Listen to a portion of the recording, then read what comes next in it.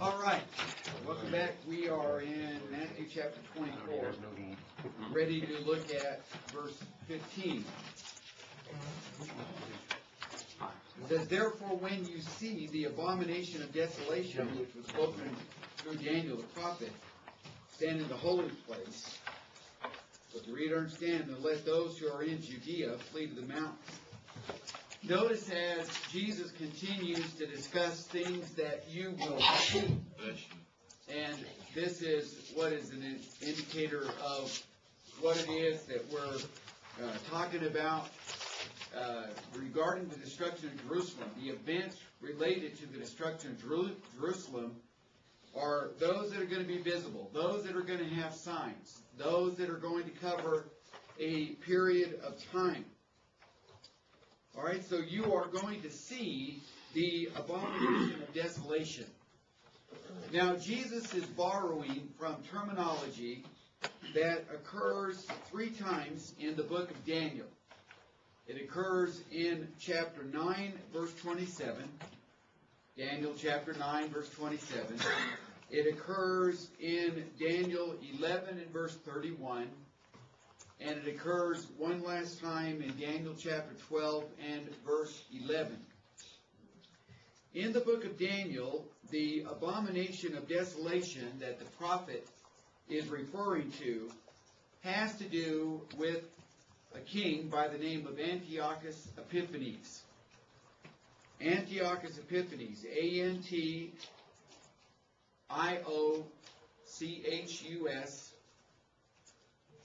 and then Epiphanes, Epiphanes.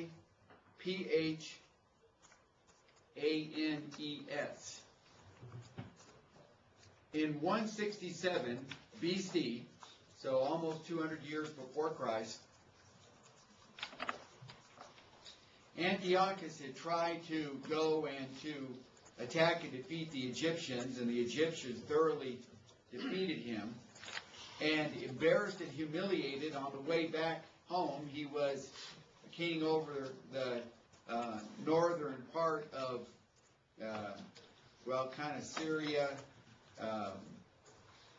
north of the Palestine.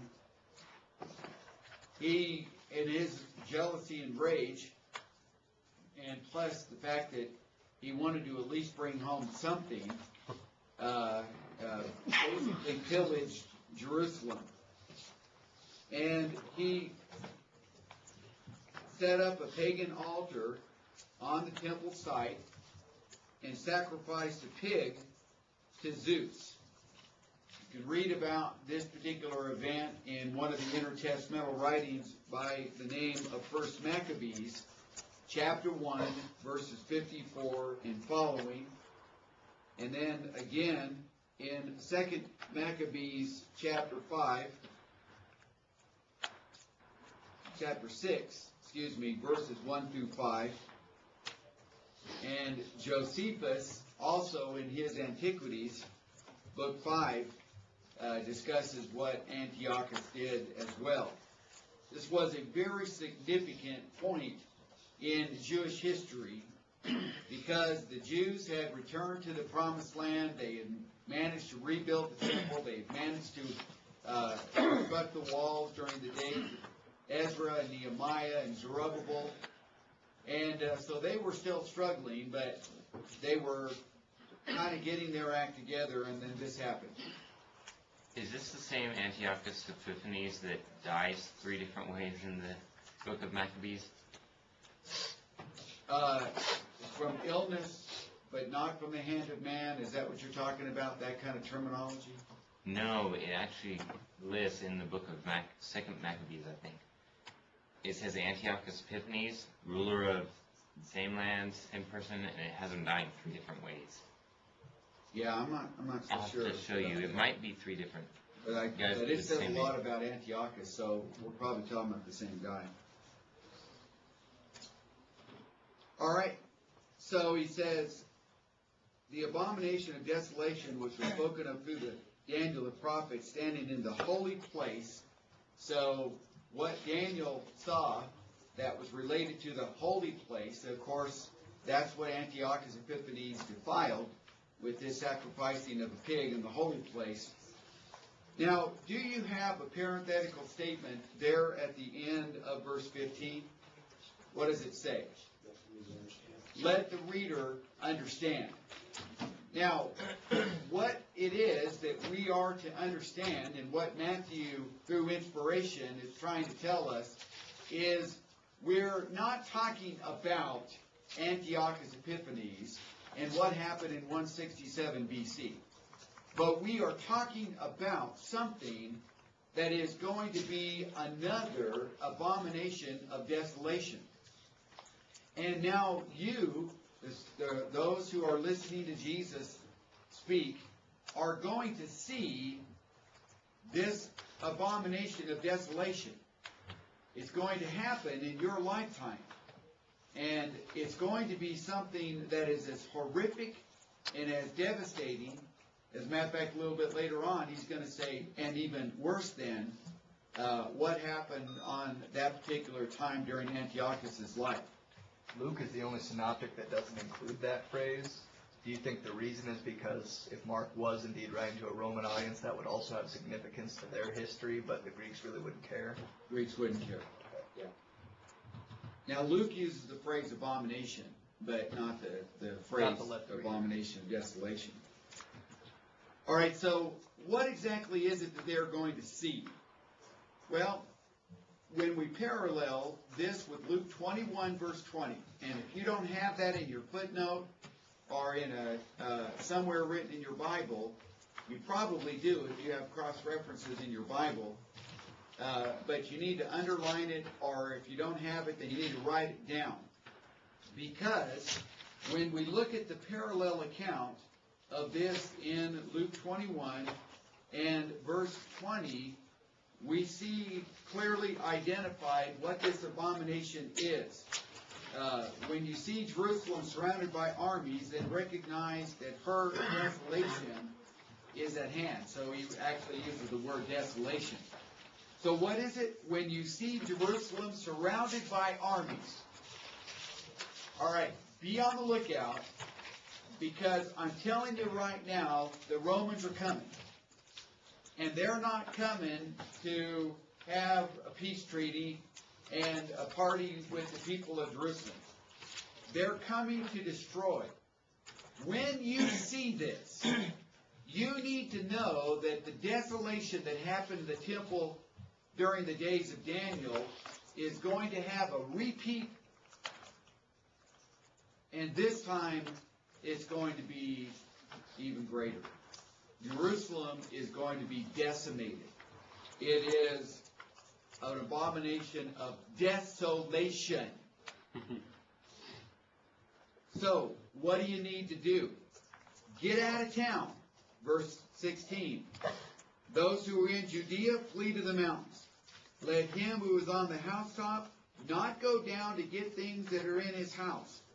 And let him who is in the field not turn back to get his cloak. You've got just enough time to get out of there. You don't have time to gather your belongings and, kids, let's sit down, have a quick snack. You don't have time. Go. Get out of there, because the Romans are mad. They have got vengeance on their mind. They are sick and tired of the zealots killing off their soldiers and letting them bleed to death in the streets of Jerusalem. They've had enough. And it's over. Their dealings with the Jews is over.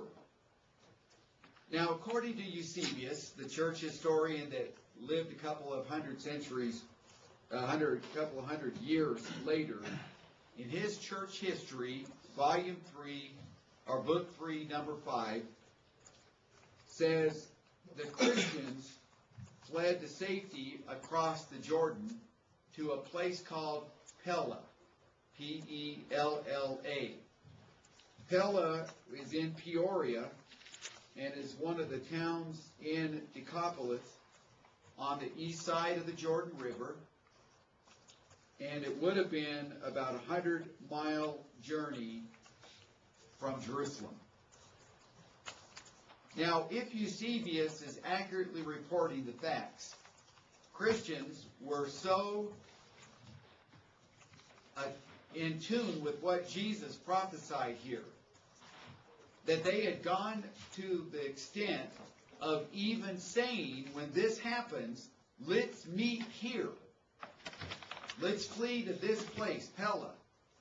And according to Eusebius, that's what they did. Some historians say that there was not a Christian who perished in this destruction of Jerusalem, because they all believed the words of Jesus. Now, the Bible neither confirms nor denies the truthfulness of that, so we really don't know if any Christians perished in Jerusalem, but we do know what Eusebius is telling us.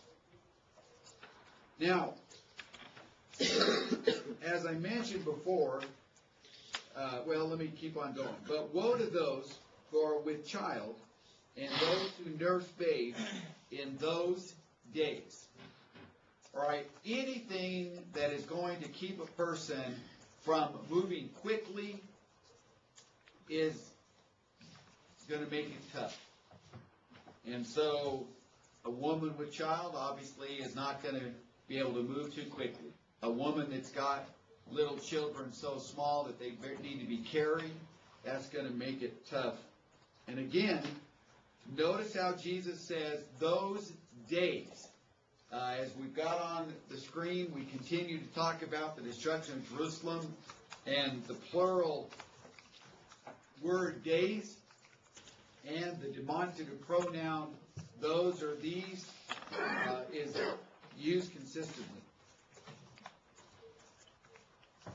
Verse 20, but pray that your flight may not be in the winter or on a Sabbath day.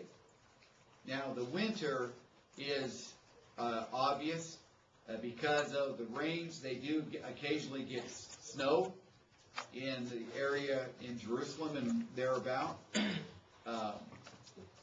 So travel would be much more difficult with muddy roads, heavy rains. The Sabbath day is in reference to the fact that the city gates were closed on the Sabbath day, according to historians, and then cross-reference Nehemiah 13, verse 19.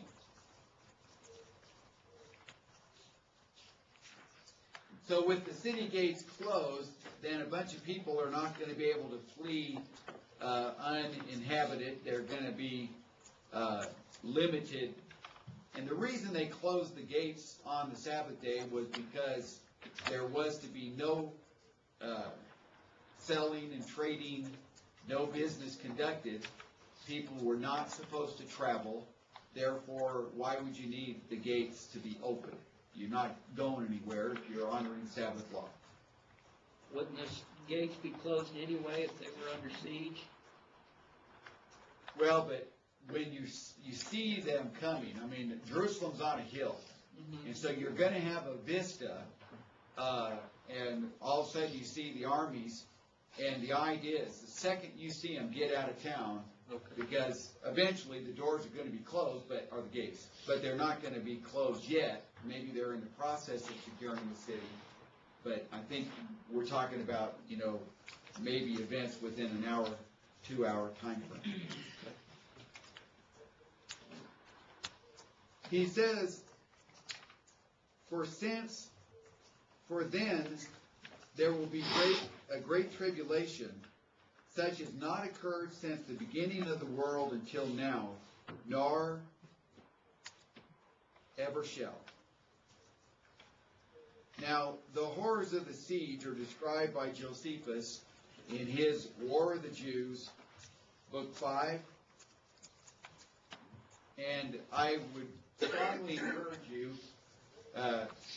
one of these days, maybe in a break week, that you just go and you pull off the shelf Josephus and you read his description. It's something else. Josephus describes the temple as one of the most glorious things that you would ever see. So beautifully constructed, with its golden dome that from a distance looked like a snow-capped mountain. It was just a marvelous building. But Josephus says, as I mentioned before, that the siege lasted from April to September. And according to him, and granted there are those that question the accuracy of Josephus's numbers and his recounting of history, Josephus says that there were 1,100,000 people that died in the siege. 1.1 million people.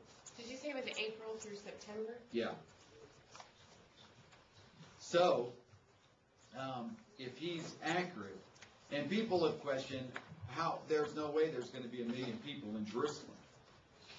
But if the siege began during one of the major feast days, and then they were surrounded and so on, Jerusalem swelled to hundreds of thousands of people, maybe even over 1 million people during a major feast day.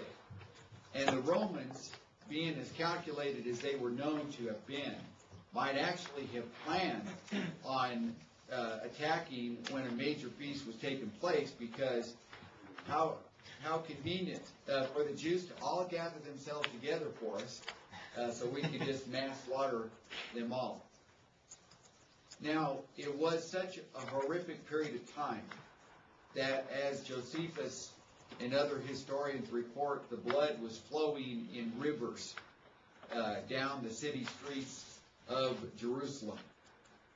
And when Jesus is describing that this great tribulation that is going to be the greatest from the beginning to end, people have wondered how could what Hitler did to the Jews not be worse than what happened, because we're talking 6 million versus potentially 1 million. And so we kind of get into this, weighing of why was that worse than this and so on. And we really are just speculating. Some have suggested that what Jesus is referring to is the absolute mass amount of slaughter in a relatively short period of time. And that even though 6 million Jews died during World War II, that really was something that was spread out over a period of time of years, not months. And so maybe that's what Jesus has in mind. I'm just guessing. But we take the words at face value. And as far as what Jesus is saying, there is no tragedy in all of human history that is going to match this one. Never was, nor, Jesus says, ever shall be.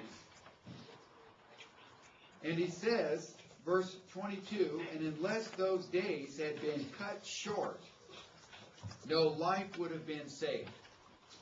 All right, so the Jews, during the days of September, decided that enough was enough. And as a result, what few people there were that remained alive were kept alive. But for the sake of the elect, those days shall be cut short. All right? You see, what we understand from reading history is that the Roman armies were going to ferret out and kill all Jews. They went from Jerusalem, as a matter of fact, and they besieged Masada. You know the story about Masada, and how there were a group of people that were holed up in Herod's summer getaway at Masada, but they were bound and determined that they were going to kill all of them. And then the Roman rampage continued even into the 100s, because you hear about the Bar Kokhba revolt that took place in like 130. I mean, this was something that had continued on through several decades after that. We are assuming from what we know from history that the Roman army killed off all of the Essenes at the Qumran community that gave us the Dead Sea Scrolls. And so this was not just a Jerusalem thing. They systematically destroyed city after city as they were making their way to Jerusalem.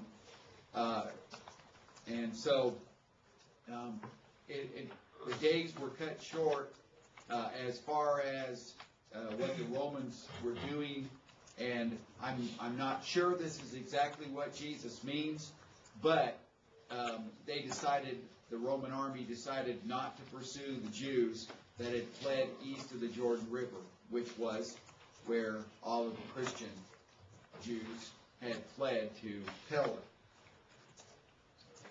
Verse 23, then if anyone says to you, behold, here is the Christ, or there he is, do not believe him. One of the things is a fact of history, and we can go all the way back to the days preceding the time of Christ, during the time of Christ, and the 2,000 years since Christ, and every time there is a major world event, you've always got these people, these prophets, these men that are supposedly God's gift to humanity and predicting world events and warning everybody of the pending doom and so on. You've always got these self-serving, egotistical type men that are capitalizing on people's fear and unrest to pronounce themselves the latest and greatest. Don't believe them. Jesus says, just understand that these are just con men. For false Christ, that's who they are, really. They're false Christ, and their false prophets will arise and will show great signs and wonders so as to mislead, if possible, even the elect. All right, so you've got these, and they're pretty impressive. And as a matter of fact, the Greek text here uses the exact same words, that is, signs and wonders, to describe the miracles of Jesus and the miracles of the apostles. So I would assume from that these guys are not sleight of hand. They're not magicians that are able to trick us with that sleight of hand and their cunning ways. They really are doing things of a miraculous nature. Now, how or why are they doing that? Refer you back to your notes on Matthew 7 and verse 22. We discussed at some length these guys that say to Jesus on Judgment Day, Lord, did we not prophesy in thy name, and in thy name cast out demons, and in thy name do wondrous works? Okay, same as what we're talking about here. All right, so Satan was able to empower people to work signs and wonders in the first century, and that would mislead.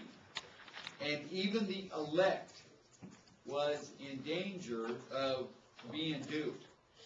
Now, I would reference you real quickly back to 2 chapters in the book of Deuteronomy, chapter 13 and chapter 18. Now, those two texts in Mosaic law talk about prophets. And he's talking about that if you have a prophet that accurately predicts something, and then, or he predicts something, and he predicts it accurately, it really does come true, but then turns around and says, let us go follow after other gods, stone him. Now, I think it's interesting that even in Mosaic law, God is telling the people, there will be these guys come and they predict events accurately. And so you're thinking, well, they must be from God. But if they turn right around and teach something contrary to what God has taught, then they're not from God. God didn't send them, and you need to stone them. Well, this has always been the way it works, and this is how it's working in the first century. Here you've got this false Christ who's doing these great signs and wonders. He's trying to mislead people, and you're thinking, well, he's got to be from God. Look at the stuff he's doing.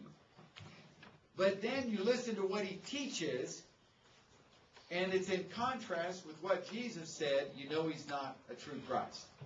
Don't be misled. Where's that reference at? You were just talking about? Deuteronomy chapters 13 and 18. Thank you.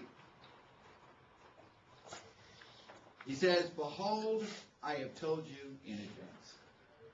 Forewarned is what? What's the rest of the adage? Forewarned? Forearmed. Now you're armed. You should know how to take care of yourself, how to protect yourself, since I've told you in advance.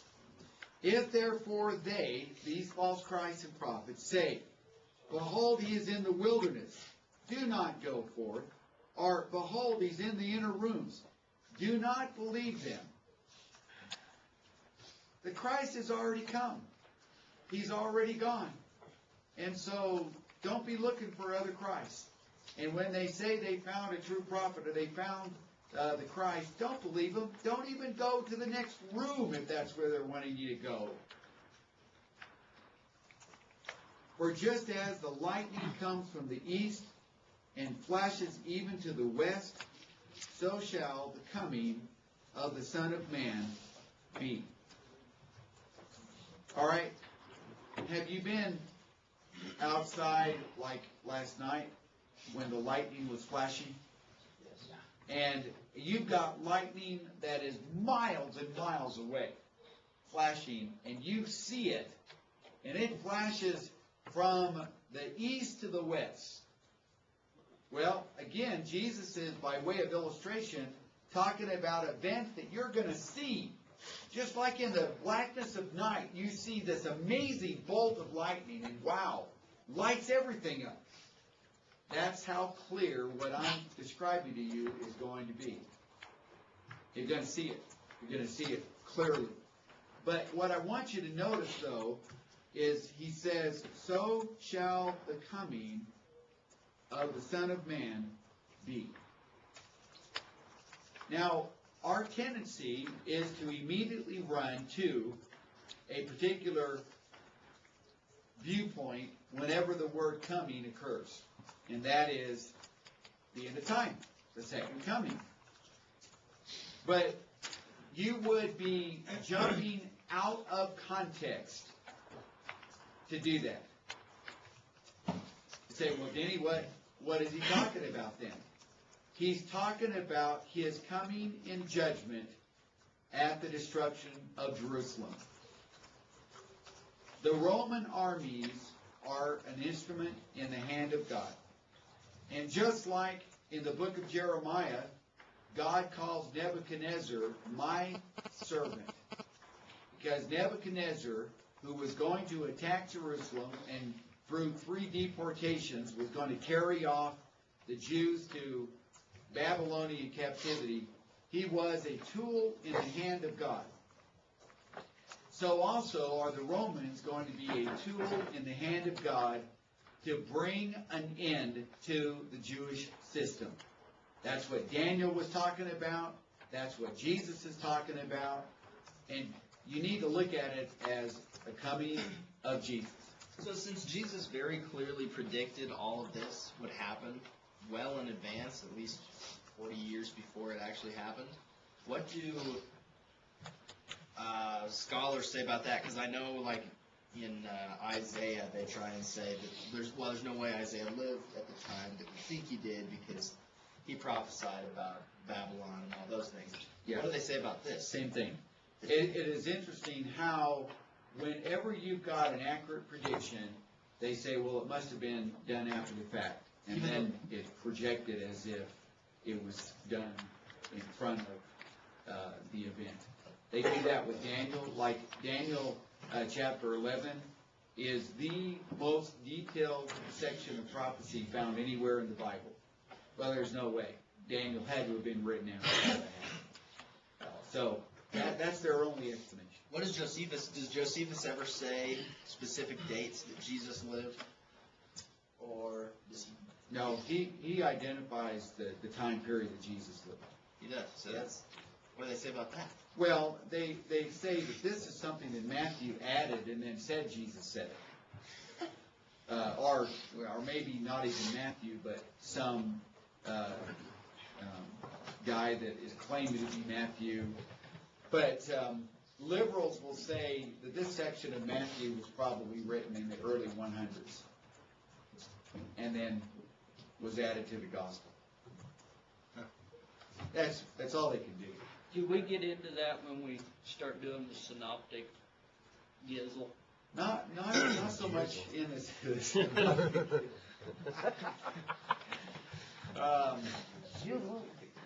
How we got the Bible, when you study that, you'll get into a little bit more of the chronology of things. I don't think the synoptic problem will get into that. Will it? I want you to Yeah, you can go that direction. Been hanging around Snoop. You can talk about peanut butter and jelly in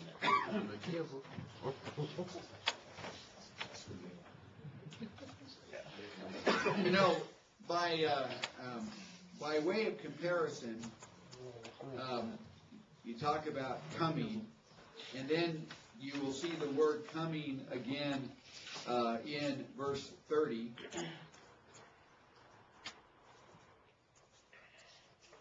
We're learning something about the particular word coming, where we need to not so limit ourselves when we talk about the coming of the Son of Man to have only one explanation of what that coming might be.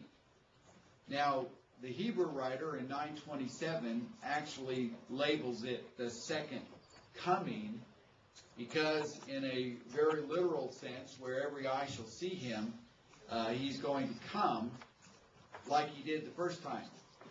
But if you notice, as Jesus is speaking to the seven churches of Asia, he frequently says, "Behold, I am coming to you."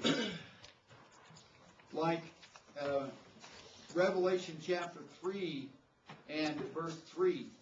He says, "I will come like a thief, and you will not know what hour I come upon you." And then, Where are we at here? Revelation chapter 3 and verse 11. "I am coming quickly.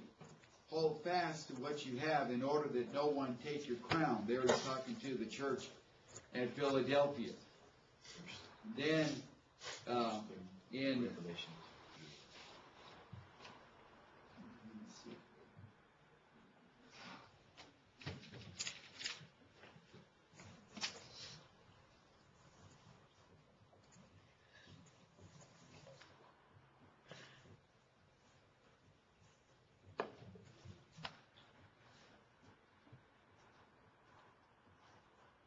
well, anyway, you've got examples of this. I don't know that we need to walk through all of them, but my point is, when the judgment happened upon those churches in the seven churches of Asia in Revelation 2 and 3, those are described as comings of Jesus.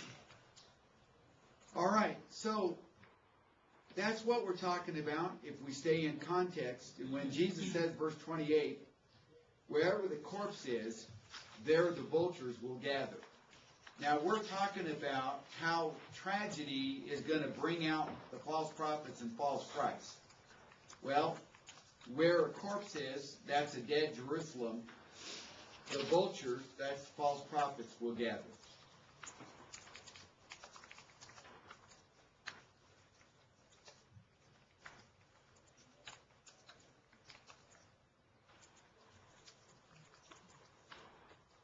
So you said the corpse is A dead Jerusalem. okay.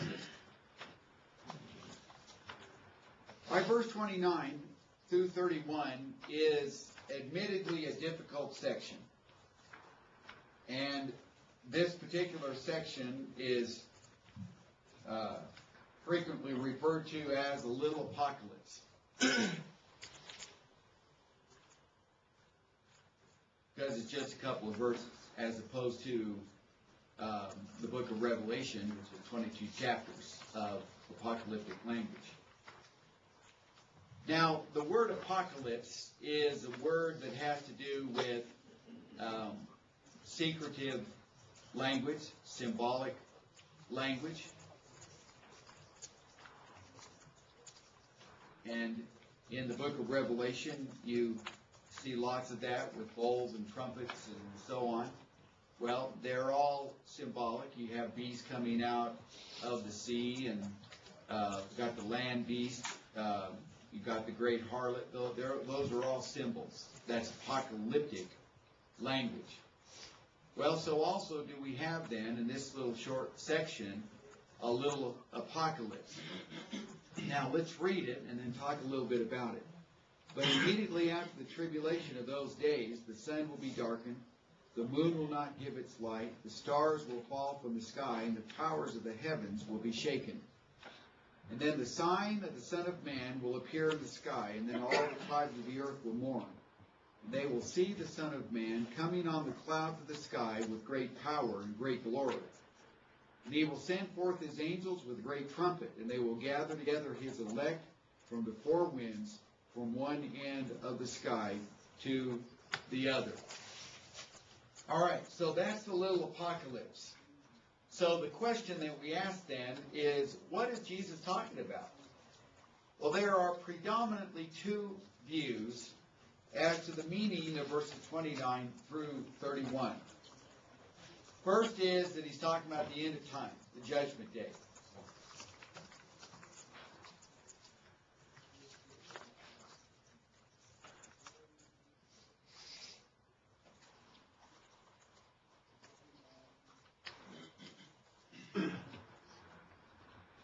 Those that champion this view will point out that terminology like you have in verse 30, and they will see the Son of Man coming on the clouds of the sky with power and great glory, reminds us of texts like Revelation 1 and verse 7,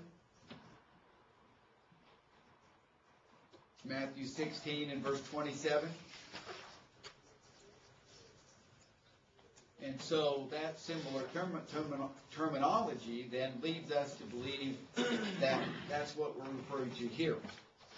A second view is that he is talking about the destruction of Jerusalem.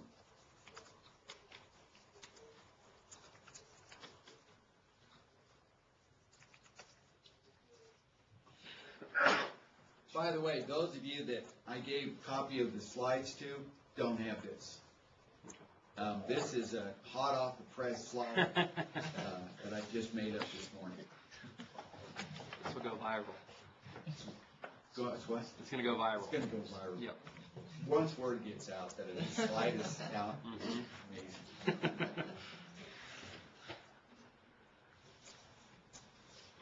All right.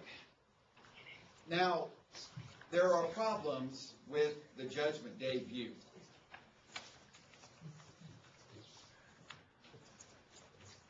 We don't have time to dive into all of the problems.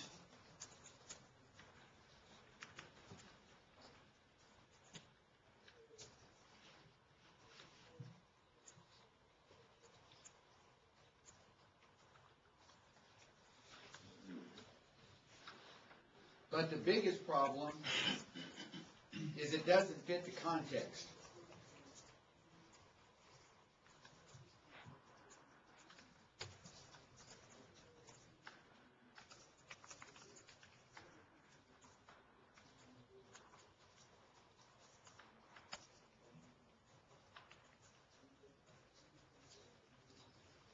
Because now we've got Jesus talking about the destruction of Jerusalem down through verse 28. Jumping to the end of time, 29 through 31, and then clearly, indisputably, jumping back to the destruction of Jerusalem in verses 32 through 35. That's not good exegesis. Now, you might say, well, but there's indisputable evidence that he's talking about the end of time here. No, there's really not. And here's why. When you understand apocalyptic literature and understand that apocalyptic literature is something that has a deep history in Jewish writing,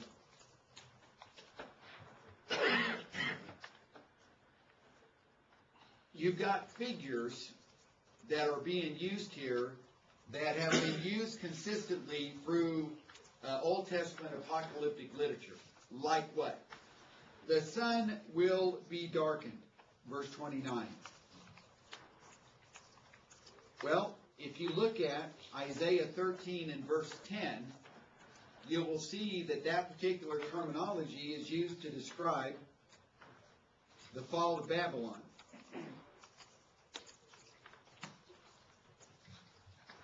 If you look at Ezekiel chapter 32 and verse 7, it talks about the distress of Egypt.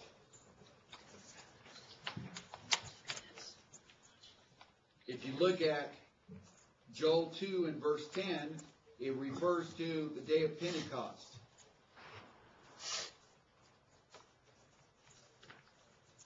So the sun being darkened, moon given its light, is something that is familiar, apocalyptic language, but it refers to benchmark events in the history of God's people. But it does not refer automatically to an end of time. Now, if you understand apocalyptic literature, you understand that it uses cataclysmic terminology not to be understood or taken literally. The sun is not literally going to be darkened, and the moon is not literally going to turn to blood. Or the moon is not going to give its light. But it's talking about a great event of incredible significance. That's the language that's being used. Well, stars falling from the sky. If you look at Old Testament texts, you'll find that that particular terminology is used as well in Old Testament texts to refer to cataclysmic events.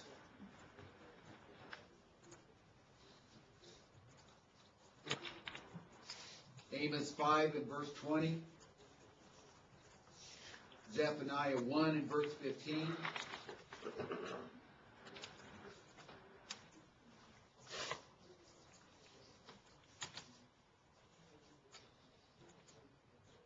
Now, yeah. I mean, isn't it kind of easy to see that that can't be because he says immediately in the tribulation this will happen?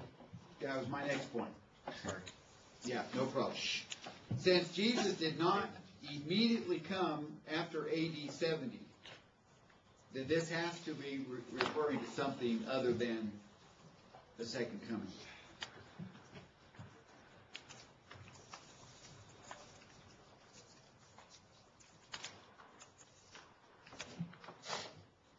All right, he goes on to say, verse 30, and the sign of the Son of Man will appear in the sky. All right, this is again tapping into the book of Daniel, chapter 7, verse 13. The coming of the Son of Man with the clouds of heaven is a symbol of his kingly reign and dominion.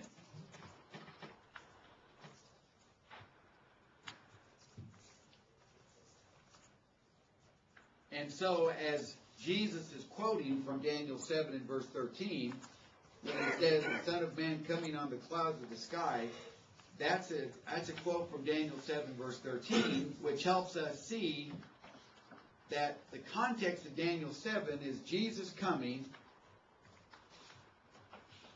as king. The destruction of Jerusalem was not simply a Roman act, but it was the divine presence of Jesus coming in judgment. In order for Jesus to firmly establish his role as king, the old Jewish system had to be removed. And the Romans were the instrument in the hand of God to bring this about.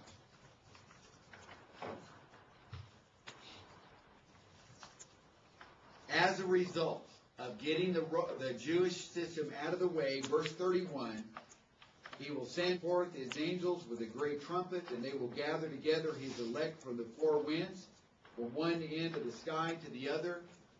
Again, we have to resist the temptation to run to a Judgment Day interpretation, because that yanks this out of context.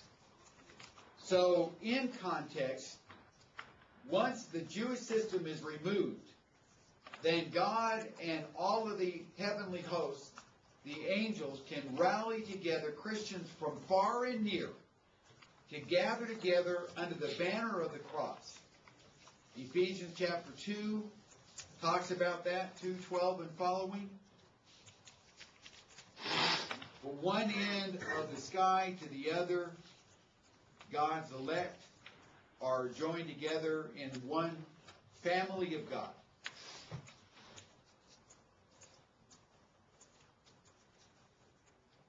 So, why is it that Jesus includes this material here? I believe he's trying to help us see why there needed to be a dead Jerusalem. Why this horrific event had to take place is because for the Messianic kingdom to gain the traction it needed, you had to remove the old system. Because as long as Jerusalem was there, as long as the temple was there, then people were going to be thinking that God was still blessing the Jews. They were going to be thinking that the Mosaic system was intended by God to live on. God had to kill it. He had to bring an end to that Jewish system in a devastating, powerful way.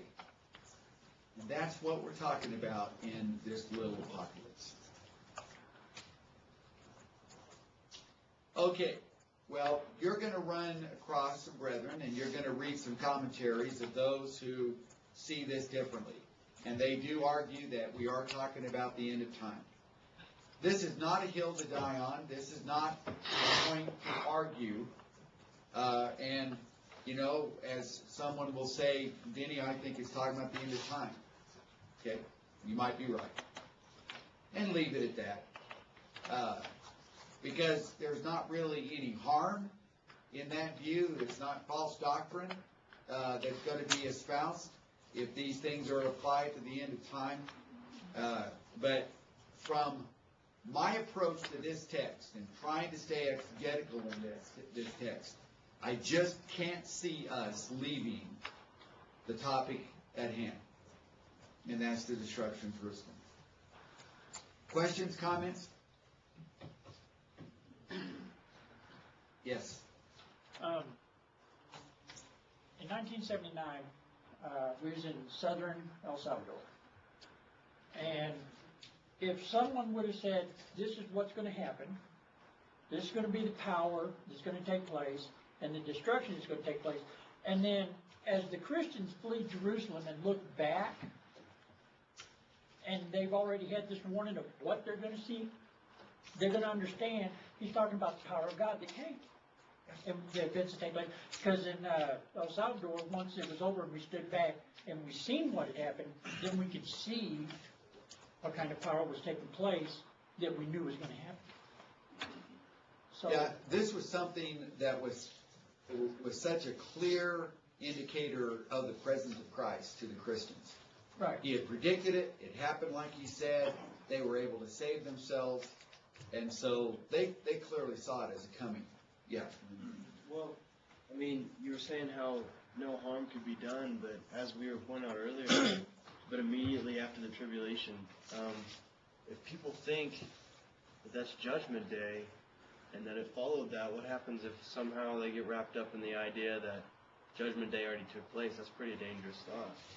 Yeah, and it has potential. For example, in 2 Peter 3, verse 3, the scoffers say, where is the promise of his coming? And these scoffers are referring to texts like this because they did misinterpret this. As for the destruction of Jerusalem, there were Christians that were anticipating the imminent coming of Christ. But they didn't understand what Jesus was saying. But you're bringing up a valid point, though. There's always some dangers.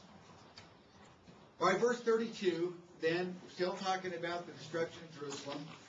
Now learn the parable from the fig tree. When its branch has already become tender and it puts forth leaves, you know that summer is near. If you had no other indicators, let's say that you were locked up in some room with a solitary window, and the other side of that window, all you could see was a tree. When the tree begins to turn green and it's getting the foliage, you know just from that summer is near. All right, the point then of this parable is that when you see these things, you know that the summer is near. Now, there are some that say that this parable is referring to, you're seeing the signs, you know that summer, the destruction of Jerusalem, is right around the corner. Others say that what Jesus means is that don't lose hope. That even though I'm describing a winter period, there's going to be a summer that's going to follow. There's going to be good days that follow the bad days. Because you can imagine how discouraging, how horrific the destruction of Jerusalem must have been. You know, I suspect that there were relatively few, if any, Christians that didn't lose somebody in that siege. So there's a lot of hurt. But look at the tree, it's turning green, know that it's going to get better. Even so, you too, when you see all these things, notice again the demonstrative pronoun in the plural, recognize that he is near, right at the door. Again, you can interpret that two ways. He's near in the coming of the destruction of Jerusalem when you see the signs? Or is he saying, I'm still with you even in the midst of this devastation? You go either way. Good points, good cases could be made for either view. Verse 34, truly I say to you, this generation will not pass away until all these things take place. Jess, you got your Old Testament there, Job 42:16.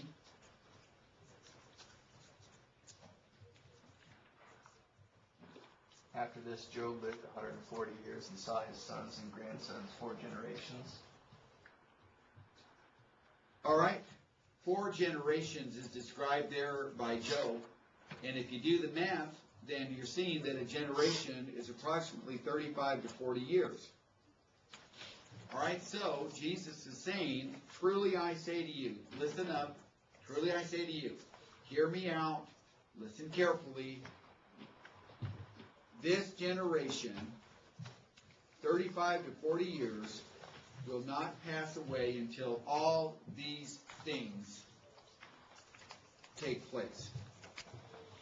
All right, so there's the repetition of this phrase, these things.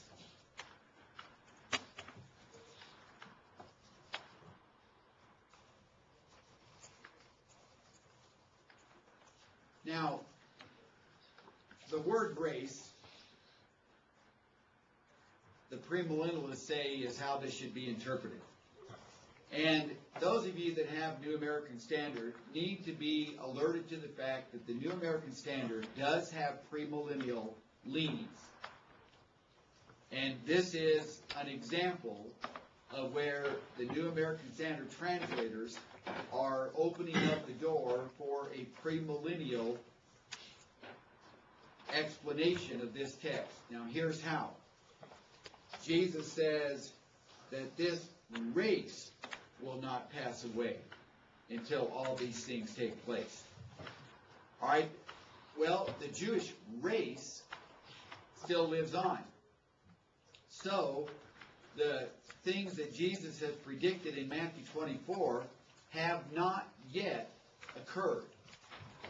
As long as the Jewish race lives on, then the things predicted here are yet to be fulfilled. That's why you've got all of these televangelists and all of these dispensationalists and premillennialists that are pointing to Katrina, pointing to the tsunamis, pointing to all these earthquakes, and saying, this is what Jesus was talking about, that these are the beginning of the end.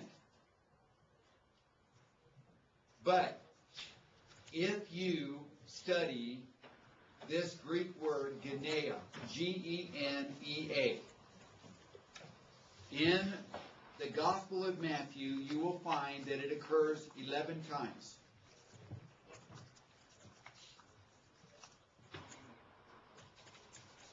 For those of you that would like to get the references down where the word Genea occurs, get ready. Here we go, one time through.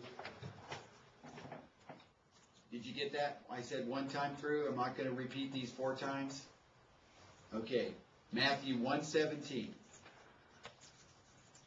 10:23, 11:16, 12 verses 39, 41 and 45, 16:28.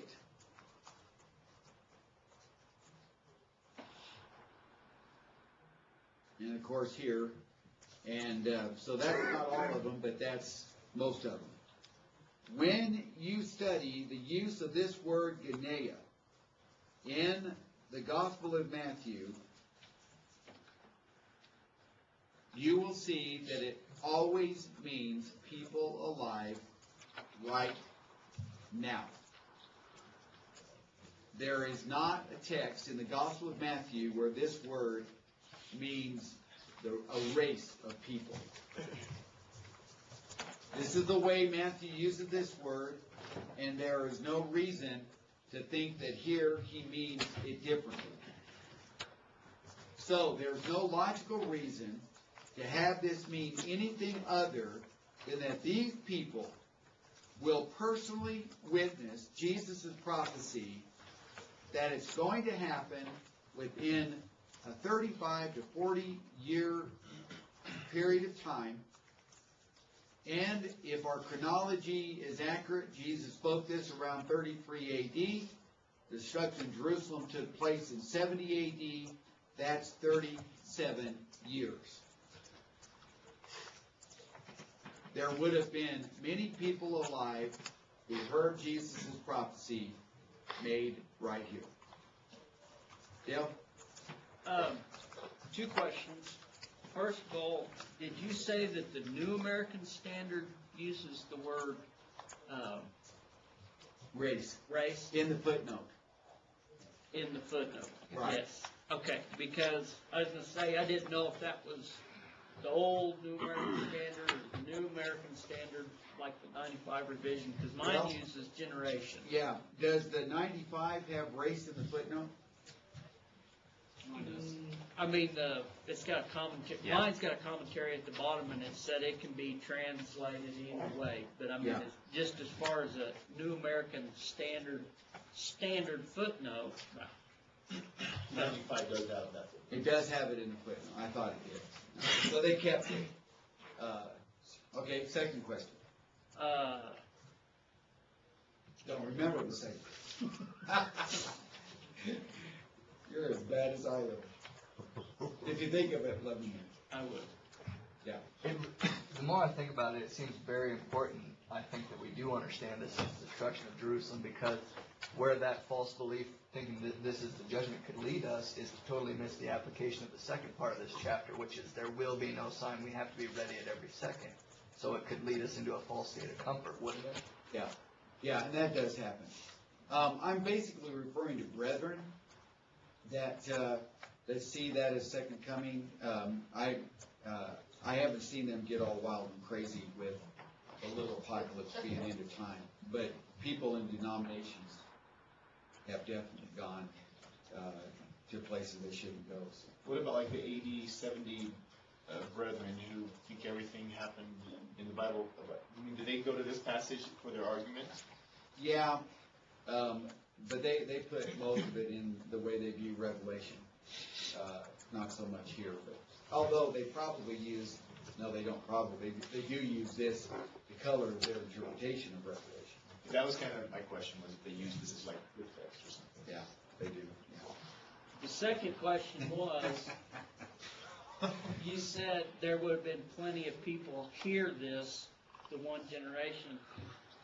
I guess I was confused because at the beginning of 24, I'm assuming it's just him and his apostles sitting on the mount.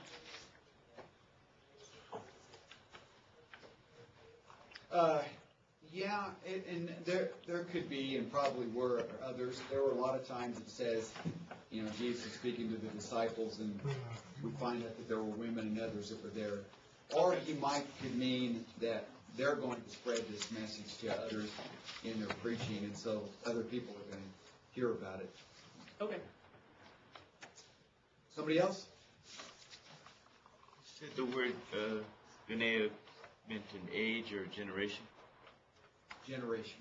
And it meant people alive today? It meant people, yeah, within a 35, 40-year span of time. Except for maybe the generation in Matthew chapter 1, possibly. Because you gave us a reference of 117, and it was talking about David's generation. So. Yeah, you got 14 generations. 3 groups of 14 generations. Okay.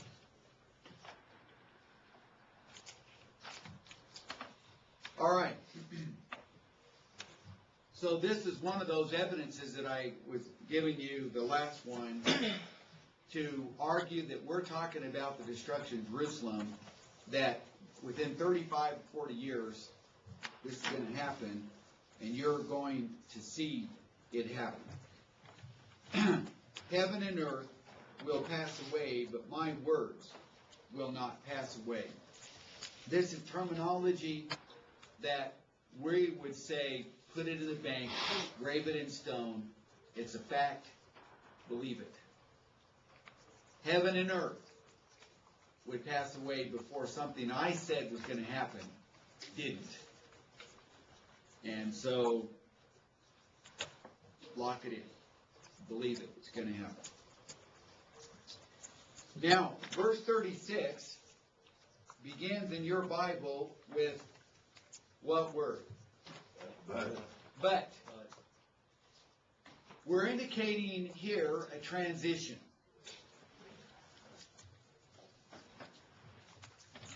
But of that day.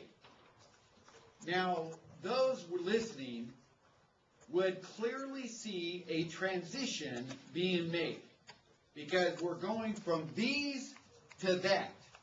From days to day. There is no way that Jesus is still talking about the same event. The event we've been talking about was going to happen over a period of time. Days. These days. Now he wants to talk about that day. Of that day and hour, no one knows. You see, he's been saying all along, you're going to see this. There's going to be signs for this. It's going to be like lightning flashing in the sky. You're going to see the abomination of desolation. And when you see it, save yourself. Do something about it. You're going to have time to save yourself. But now, of that day, you're not going to have time to do anything. Because as we're going to see in the succeeding verses, boom, it's going to happen. And you didn't see it coming. You had zero opportunity to make preparation. For that day and hour no one knows, not even the angels of heaven, nor the Son. All of the heavenly host, the spiritual beings, including Jesus himself, does not know when that day will be. Now, according to Acts 17, verses 30 and 31, he has fixed the day in which he will judge the world in righteousness. So God has already predetermined when that day is going to be. But when Jesus walked on this earth, he was not privy to that information. Now this helps us understand the idea of divinity. And Philippians chapter 2, verses 6 and following, it talks about that although he was equal with God, he did not regard equality with God a thing to be grasped, but emptied himself. He emptied himself of the independent exercise of the attributes of deity. When Jesus became man, he no longer was omnipotent, omniscient, and omnipresent. But instead, what Jesus was able to know and do was because he was so empowered by the Holy Spirit. The Holy Spirit did not tell him what that day was going to be. That's information that was kept reserved, locked up, if you will, in the mind of God. So, only God knows when that's going to be. Yeah. Okay, a couple things. One, I don't understand why there's the transition, because we're talking a lot about context and everything, and I don't see, what made him all of a sudden start talking about a completely different day, way in the future. Because they asked two questions in verse 3. Okay. That's why. And do you think that there's any way that this could refer back to verses 29 through 31, because he doesn't refer to what happened in 29 through 31 as days. He says different things will happen. But Yeah, he does. Verse 29. After the tribulation of those days. I know, but he says after the tribulation of those days, the things he just described. But what's happening in 29 through 31, he doesn't say that those are multiple days. Oh, I get you. Well, I would still say that, like in verse 30, you've got a sign. So you've got elements in 29 through 31 that don't fit with 36 and following, like the sign and like what we've already pointed out, that it's going to happen immediately after those days. Okay. Okay. Okay. Okay. So but the answer to my first question is because they asked. Right. I guess.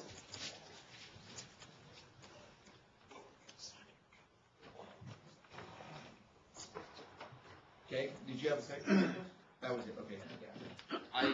I may be referring to something completely different, but I was just reading 29 through 31, and it kind of sounds like what it speaks of in Revelations when it's talking about the four winds and the destruction of the Roman Empire. Yeah. And see, that's apocalyptic language at its best. Is there any comparison between these two, or is it just the A same kind of comparison, language? yeah. But to say that it's referring to the exact same event is where you've got to look at context. And that's kind of where we get in trouble. Well, the sun, being darkened and the moon turning to blood. Well, that's always got to refer to the same event. No, it doesn't. To say that is an indication that you don't understand apocalyptic language. Yeah. They're both using the same language because they're both instances are talking about limited judgments against Rome or against Jerusalem or, as we saw, against Babylon. Right. They're catastrophic events. They're benchmarks in human history, and so it's being used in that kind of terminology. Yeah. Looking at the text like this, it just jumped right off the page. Two different events. I mean, up here you got all the destruction that's coming, all the power of God that's coming, and then immediately he says, "But now, Yeah. this day." Yeah, I see it that way for sure. But I was just looking at the questions that they asked, and I don't see them asking. It doesn't seem like they're asking of two different time periods. Well, I don't know if they knew what they were asking, Right. but they're asking two separate questions. Whether they understood that or not, I don't know. But when will these things be? Well, Jesus, the things that he's talking about was one stone not being left upon another, and being torn down. So how about those things? And then what about your coming in the end of the age? What about that? Is that the same event? Is that a different event? And so that's why Jesus is making the transition. Yeah. I'm backpedaling a little bit, but when you were saying from Philippians 2:6, the Holy Spirit didn't give Jesus this knowledge while he was on earth, does that mean that the Holy Spirit knows when this day is fixed? No, I would say that the Holy Spirit couldn't have given it to him even if he wanted, because he didn't know it either. Only the Father alone, according to this verse, knows. So the Holy Spirit couldn't have told him even if he wanted to. Now, what we have happening is a series of warnings. Warnings to get people to be ready.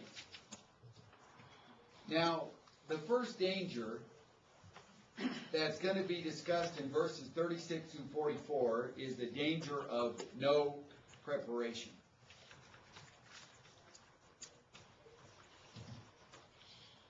Now, obviously, this is the greatest danger of all. I mean, they're all dangers. They're all damnable. But you just don't do anything to get ready for this second coming. And Jesus chooses to use, well, this is the way it's going to break down. I'm not going to leave this up.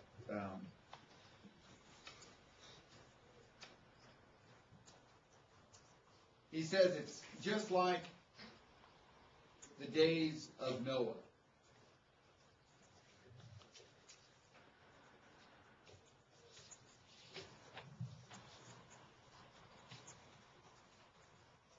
For the coming of the Son of Man will be just like the days of Noah. For as in those days, which were before the flood, they were eating and drinking, they were marrying and given in marriage, until the day that Noah entered the ark. And they did not understand until the flood came and took them all away. So shall the coming of the Son of Man be. All right, so what does he mean when he says it's going to be like in the days of Noah? Well, first of all, people living lives without thought of imminent judgment.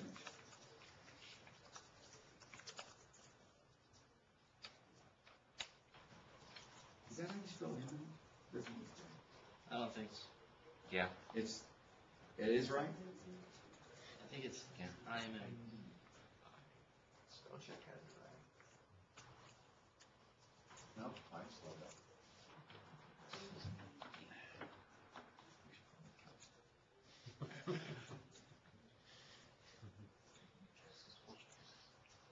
All right, they're eating and drinking, they're marrying and giving in marriage. I mean, they don't recognize that right on the doorstep is this cataclysmic event of the flood.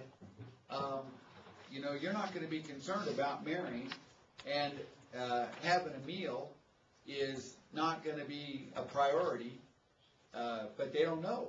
I mean, if you thought Jesus was coming at 12:30, would you be breaking out your sandwich at 12:15? Probably not. But the people just don't know. Then, second, he says, and they did not understand. So the people were ignorant of what was going on. Well, that's the way it's going to be with the second coming. is that people are ignorant about the truth of the second coming of Christ. Our job is to educate them. But there are millions of people that are not open to the truth, they're not receptive to the truth. And so, like Hosea 4 and verse 6, my people are destroyed for lack of knowledge.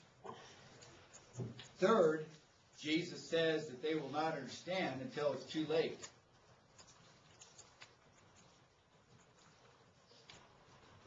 Oh, that's what Noah meant for the last 120 years.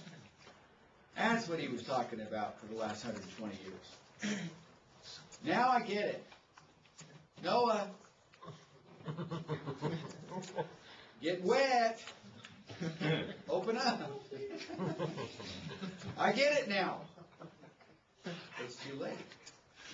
So when you start hearing trumpets and you start seeing tombs opening up, you're going, oh, I think I understand what this is all about.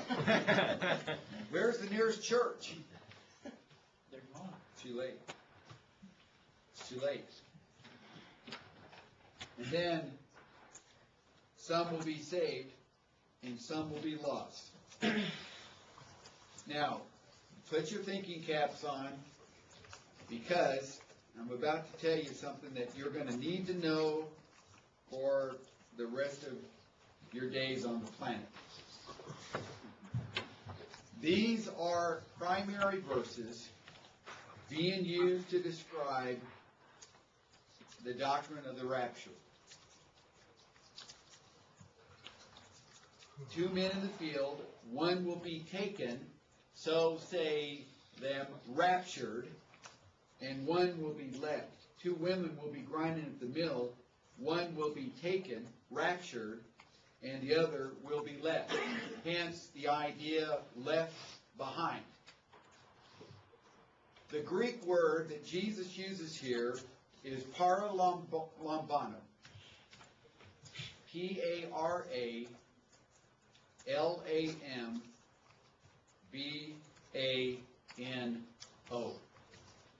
Paralambano. This particular word is found in Hebrews 12:28, John 14 verse 3, among many other places. Very common word in the New Testament. Now, when you take Greek, you will learn early that lambano means take or receive. But typically, the word has the idea of receiving. Now, if we understand it as receive, then look at the way this verse should be understood. You've got 2 men in the field. One will be received, and the other will be, and then the word here is aphiatai. Aphiatai means sent away. Like in 1 Corinthians 7, verses 11 and 13.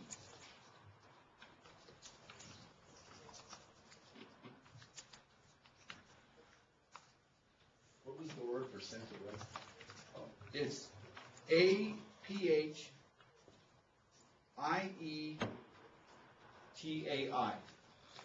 Aphiatai.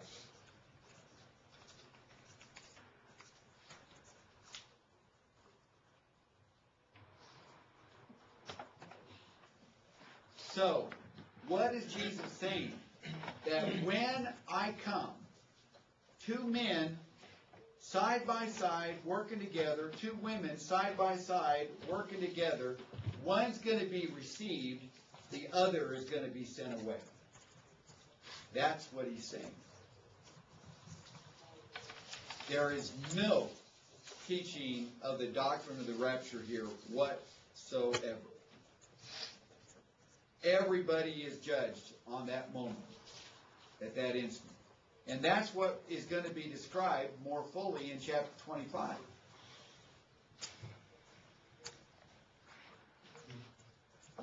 So some saved, some lost, is what he's talking about in 40 and 41. And so it's possible, and certainly we understand that this is the reality, that we've got brothers that are working with other men, and the brothers are saved, and those men they work with, maybe a business partner, are lost. You got two women, maybe good friends, close friends, that are working together. But one is a Christian woman, and she's saved, and her best friend is going to be sent away. He's lost. That's the way it is. It's almost like in the parable chapter, Matthew 13. What chapter is the parable chapter? 13. Where Jesus talked about the parable of the tares, and you've got the tares sown with the wheat, and the servants wanted to go and tear the tares out from the wheat, but the landowner said what? Leave them in, let them grow together, and then when were they going to be separated? Judgment day. What are we talking about in Matthew 24? Same thing. They grew together, they were working together, they were close companions to one another until Judgment Day, then the separation comes. One's received, the other sent away. You said it was usually translated as received, or more often than taken? I don't know, I haven't really done but it's frequently translated as received.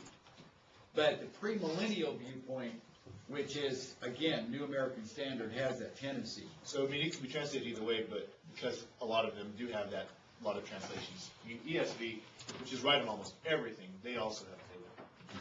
It's one of the very few errors within the ESV. Yes. In fact, I think it's the only one. Sure. Right? He says, verse 42, therefore, be on the alert, for you do not know which day your Lord is coming. So be on the alert. You're not going to know when what I'm talking about is going to happen. Now, if you've ever wondered how, like Jehovah's Witnesses or premillennialists of any kind, can continue to make predictions as to when Jesus is going to come, and they have made dozens, all of which to date have been wrong, say, in view of verse 36, when Jesus says, no one knows the day or the hour, they say, well, what Jesus is really saying is you can't predict whether it's going to be 2 o'clock or 3 o'clock, but you can say it's going to be October 1st. Well, Jesus says the day or the hour. You're not going to be able to predict the day. So why are they predicting days? Well, because they continue to ignore what the Bible is saying. Jesus says again, verse 42, for you do not know which day your Lord is coming. So be ready. Be on the alert. Live your life in preparedness. But be sure of this, that if the head of the house had known at what time of the night the thief was coming, he would have been on the alert and would not have allowed his house to be broken into. If you knew 2 a.m. your house was going to be broken into, you're awake, you're alert, you've got the doors locked, maybe you've got the police notified, you've got friends over, you're ready. Bring it on. But you're not going to know. So guess what you're doing at 2 a.m.?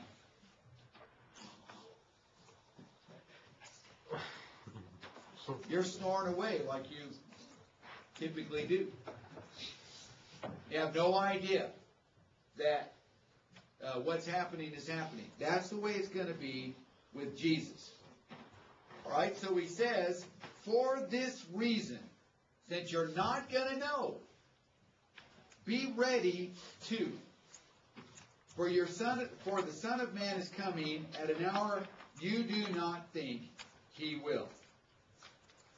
All right, now he puts an added twist on it. Not only do you not know when it's going to happen, secondly, he says, it's going to happen when you don't think it's going to happen. So if you've got some sort of idea that it's going to happen now, it's not. It's going to happen when you're not thinking it's going to happen. So I don't know if that is a clear indicator that it's not going to happen in December. That's the safest day. Because everybody's thinking, because of Mayan calendars and all of that, it's going to happen December 2012. Well, it's probably not, because of what Jesus says here. Probably. Probably. All right, so point number one, you need to remember, because probably within maybe 1 week's time, you might actually be asked this information again. It'd be helpful to know. Danger of no preparation. Now we move to the second, the dangers of delayed preparation. So now we've got some people that they're going to get it done. They're going to get ready. But not today. Not now. All right, let's talk about that. Who then is the faithful and sensible slave whom his master has put in charge of his household to give them their food at the proper time? Blessed is that slave whom his master finds so doing when he comes. All right, again, the slave has no idea when the master's going to show up, but he does his job day in and day out, doing what it is that the master wants him to do. All of a sudden, hey, the master's here, and what does he find his slave doing? His job. Exactly what he was supposed to be doing. Truly I say to you that he will put him in charge of all his possessions, because he's proven himself to be faithful. I don't have to be here and micromanage this guy. He's going to do his job. But if that evil slave says in his heart, my master is not coming for a long time. So the evil slave thinks he has plenty of time. He shall begin to beat his fellow slaves and eat and drink with the drunkards. So the evil slave does not concern himself with fulfilling his duty, because he thinks he's got plenty of time.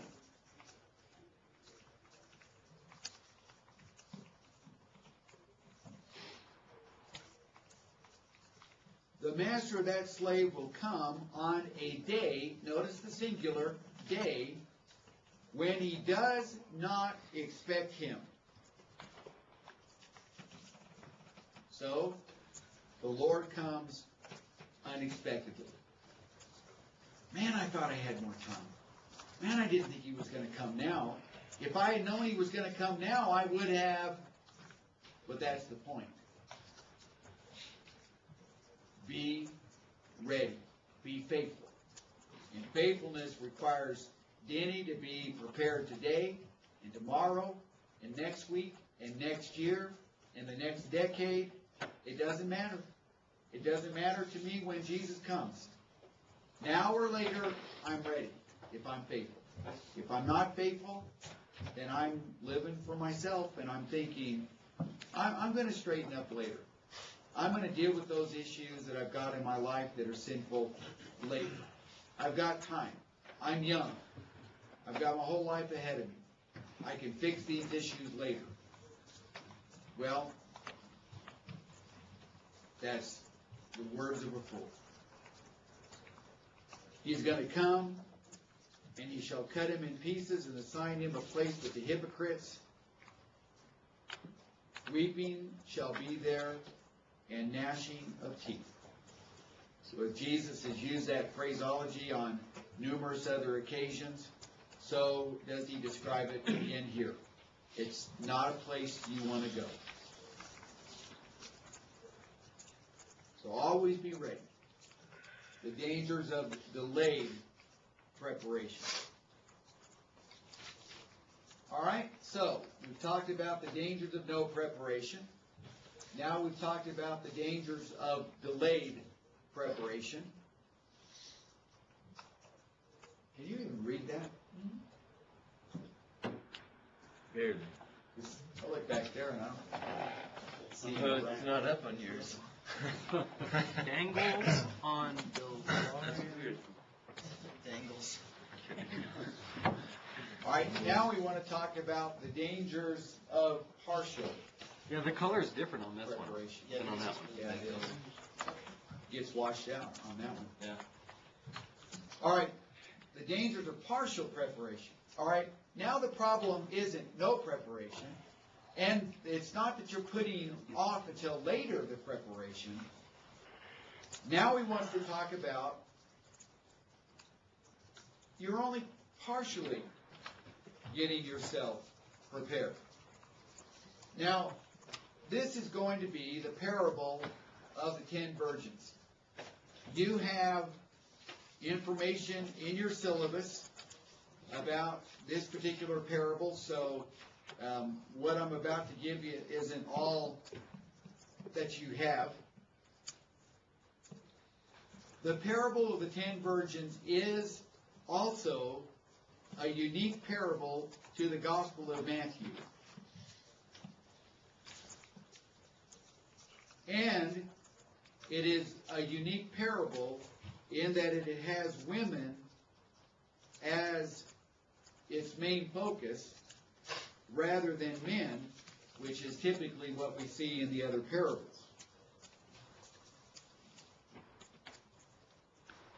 All right, the kingdom of heaven may be compared to 10 virgins who took their lamps and went out to meet the bridegroom.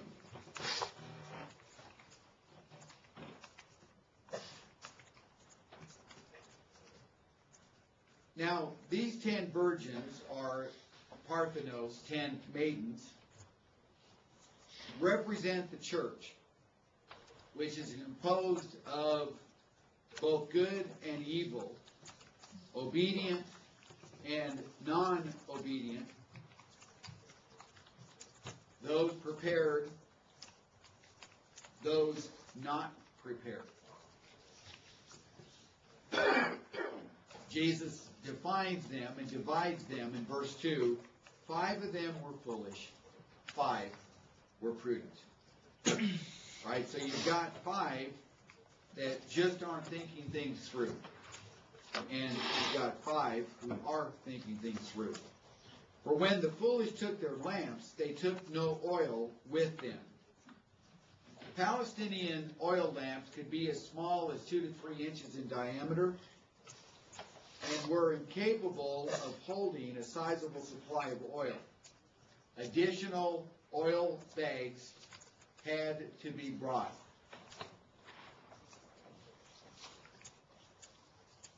The prudent, verse 4, took oil in flasks along with their lamps.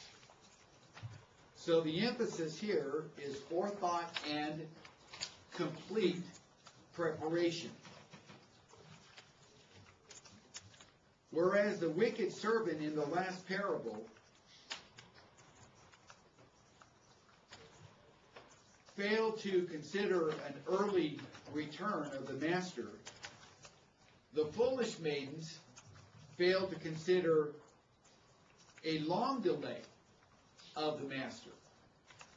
And so they prepared themselves, but they prepared themselves for the short term, not for the long term. That's what verse 5 is explaining. While the bridegroom was delaying, they thought they had a pretty good idea of when the bridegroom was going to show up, just like people think they have a pretty good idea of when Jesus is going to show up. They got drowsy and began to sleep. No charge of fault or sin should be levied here. because both groups are sleeping and are not blamed for it. The point is clearly that the first group brought additional oil. That's the point. But at midnight there was a shout, "Behold, the bridegroom, come out to meet him." Then those virgins arose and trimmed their lamps. And the foolish said to the prudent, "Give us some of your oil, for our lamps are going out." But the prudent answered, saying, "No, there will not be enough for us, and you too. Go instead to the dealers and buy some." And if you mark in your Bible, underline "for yourselves," the last two words of verse 9. Each man will make it or not make it solely on their own preparation.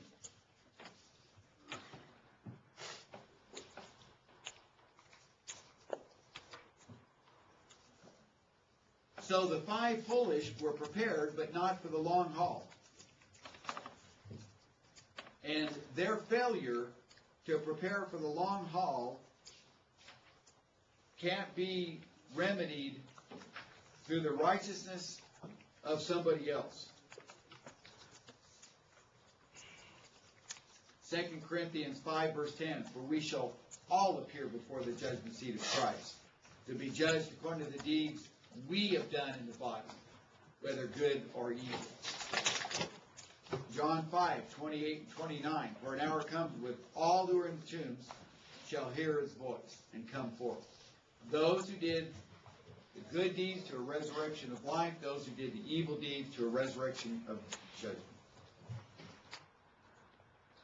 Verse 10, "And while they were going away to make the purchase, the bridegroom came."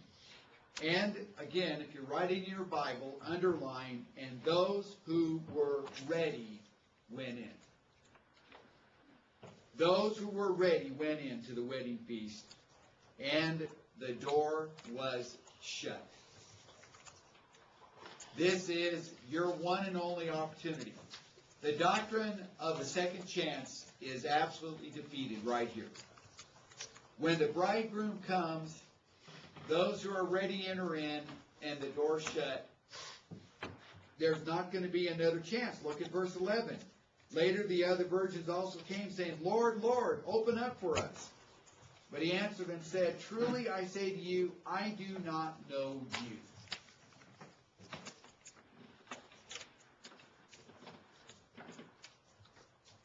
Now, the oil lamp and the flask of additional oil represents what we do in order to stay faithful for the long haul. And it has a wonderful, and I would hope, a very personal application to all of us. Because your life is this oil lamp. And the fact that you're here today shows that you've got oil in your lamp. But do you have enough to sustain yourself spiritually for another year? 5 years? 20 years? 50 years? Can you remain faithful if Jesus tarries another 50 years? Day in, day out, constantly living in a state of preparation. The answer to that is yes, if you have an abundant supply of oil. Now what is that? It's prayer. It's worship. It's Bible study. It is Christian activity. It is engaging in good deeds and spiritual deeds. Every time that we are doing what God wants us to do, that's like putting a little bit more oil in our reserves. And that's going to carry us on just that much further. But when we become distracted and we start wanting more money. That's like puncturing a hole in our reserve flask. And that oil drains out, and our oil lamp burns out, and we have no reserve left. And so we fall away. The applications, the practical applications of this parable of the 10 virgins is amazing. And I think about it frequently, and I say, Denny, what are you doing to make sure that if the Lord comes not next week, because I could stay ready for 7 more days. But how about 7 more years? How about 17 more? How about 27, 37, 47 more years? Better have some oil in reserve in case the Lord tarries. So Jesus, again, states the point, verse 13. Be on the alert then, for you do not know the day nor the hour. You've got to be involved. You've got to do that which is going to keep you in a state of preparedness always. All right. So we've talked about the dangers of no preparation. We talked about the dangers of delayed preparation. We've talked about the dangers of partial preparation. And now we're going to see examples of proper and improper preparation.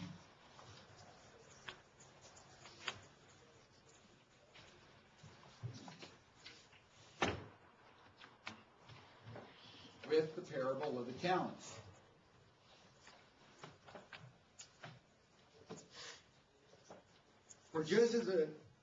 For it is just like a man about to go on a journey, who called his own slaves and entrusted his possessions to them. And to one he gave 5 talents. All right, a talent was the equivalent of 600 denarii. A denarii was what? What do we know about a denarii? Day's wage. It was a day's wage. All right, so you can always calculate how much money he's given each slave by saying, all right, the minimum wage in the U.S. right now is what? 8 something, I think. All right, let's just say it's $8. Huh? I'm from California. We don't get it there. Is it less than that? Yeah, it's like 7. 7 something? 7.5. All right, let's just say it's 7. So you work 8 hours a day times 7. How much are you going to make in a day?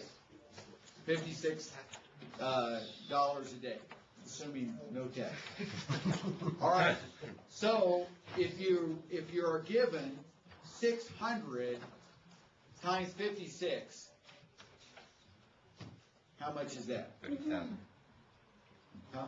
30,000. 30,000. Somewhere around there. All right. So he gives 5 of those. So 3,600. 30,000 times 5. Now we're talking about $150,000. 33,600 was the original number. Okay, 33,000. 168. So we multiply that times 5. Now you're getting a sense of what he's given this guy. To another, 2 to another, and then 1 to another. Then it says, each according to his own ability. All right, so they're all given talents. Now, don't think talent with the English idea of ability.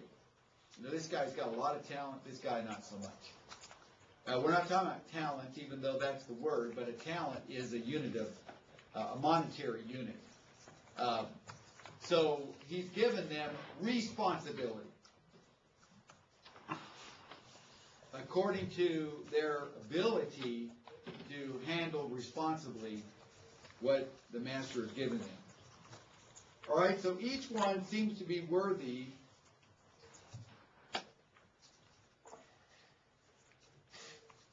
of receiving the talents of the master's trust Far too many people think about what others have been given. They think about it so much that they fail to appreciate and use what they've been given. Maybe they're a one-talent person, but they're sitting there on their one talent bemoaning the fact that this guy got 5 and this guy got 2. And so they don't do anything with what they have been given. It's a fact that some have more ability than others. That's just the way it is. But what are you doing with what you have been given? All right, so the text says, verse 16, immediately the one who had received the 5 talents went and traded with them and gained 5 more talents. I mean, the guy hit the ground running. As soon as the master gave it to him, off he goes, getting to work. In the same manner, now the guy that had 2, he gets to work, and he doubles what the master had given him. But he who received the 1 talent went away, dug in the ground, and hid his master's money. It seems as if this guy almost immediately sits on that ability, that he never even makes an effort to use what it is that the master has given him.